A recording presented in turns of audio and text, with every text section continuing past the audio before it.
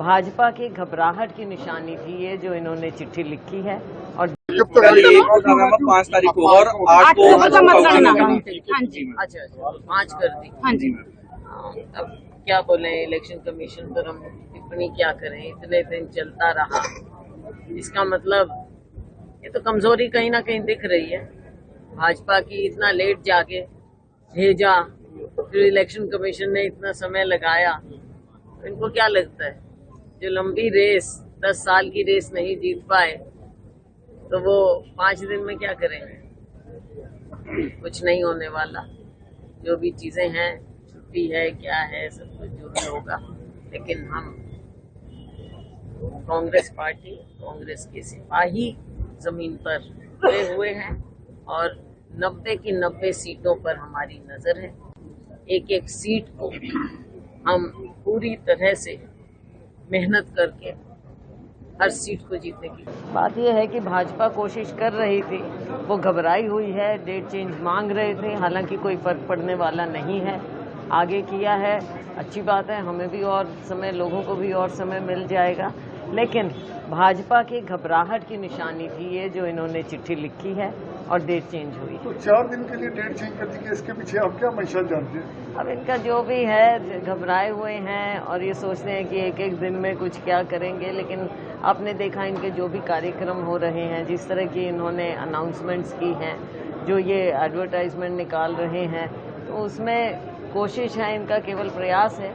लेकिन जब लोगों में आप जनाधार खो बैठते हैं तो फिर इस तरह की चीजें आखिर में आप कितना ही कुछ करें, इससे कोई फर्क नहीं पड़ता है। मैं धन्यवाद करना चाहूंगा चुनाव आयोग ने जो फैसला लिया है।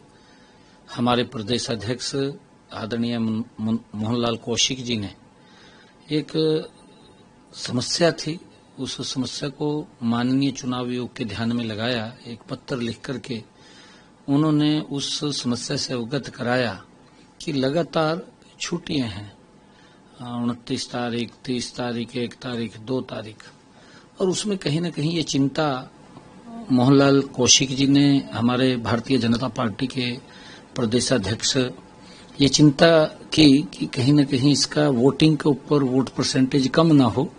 लोग अपना प्रोग्राम बना लेते हैं कि एक हफ्ते की छुट्टियां हैं, एक छुट्टी ले करके बाहर कहीं टूर पे चले जाते हैं और इससे हमारी वोटिंग के ऊपर भी फर्क पड़ता है।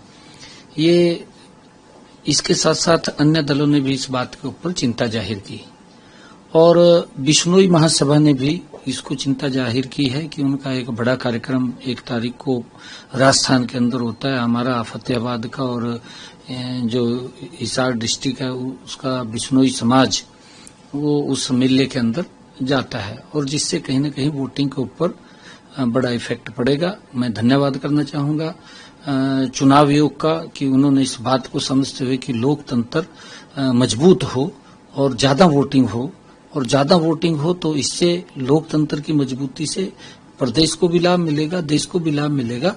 मैं धन्यवाद करता हूं कि उन्होंने जिस प्रकार से उस चिट्ठी के ऊपर संज्ञान लेते हुए निर्णय दिया है कि अब 5 तारीख को, 1 तारीख की बजाय 5 तारीख को अब वोटिंग हो रही है और 8 तारीख को रिजल्ट आएंगे।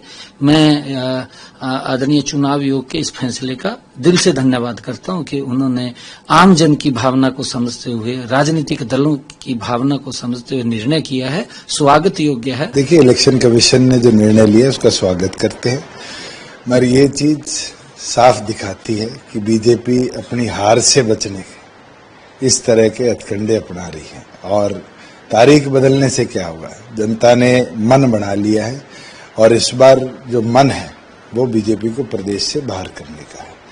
और 4 दिन हमें तो फायदा है, कैंपेन के और मिलेंगे और एग्रेसिवली कार्यकर्ता मैदान में उतरेंगे और इस रण को जीतेंगे।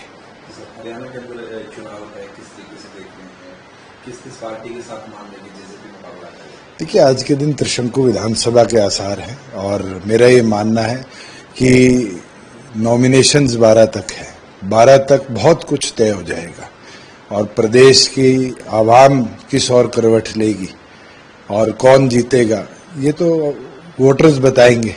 मगर जनता ने एक मन बना लिया कि हरियाणा प्रदेश को बीजेपी मुक्त करना है। सर, जैसे कि बड़ी पार्टियां हैं, अभी तक उनकी लिस्ट जारी नहीं हो पा रही है, अभी तो नॉमिनेशन 5 से है, इतनी जल्दी क्या है।